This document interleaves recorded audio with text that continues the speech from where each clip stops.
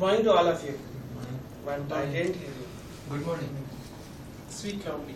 Good morning. Yeah. Now I will start my energizer with one equation. Anybody know about this equation? Yeah. Good Alec.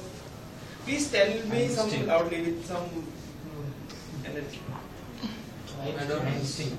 Einstein. This equation is used to calculate the energy.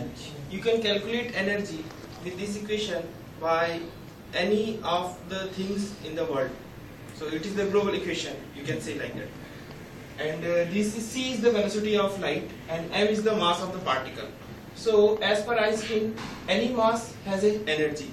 If there is a mass, there is an energy. So all of we or anybody is the mass. So we all are energy, kind of energy. So my energizer is energy.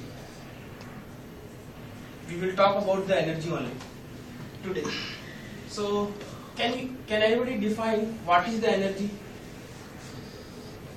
Anybody? Work done per second. It is right. Anything else? Kali?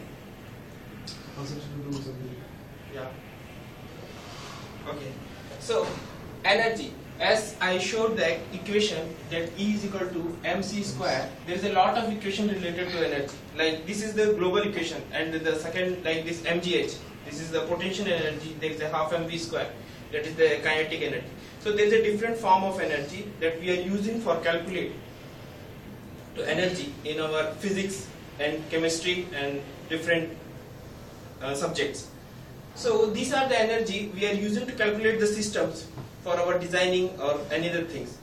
So this energy is required to machine has to work, or any particle, means an electrical energy or hydraulic energy has to do their work. We are calculating the energy and we are getting some work. So these are the energy we are getting from the source. So now we are talking about the source of energy. Can you tell me what are the source of energy we have now? Yeah. Anyone? First one, sun.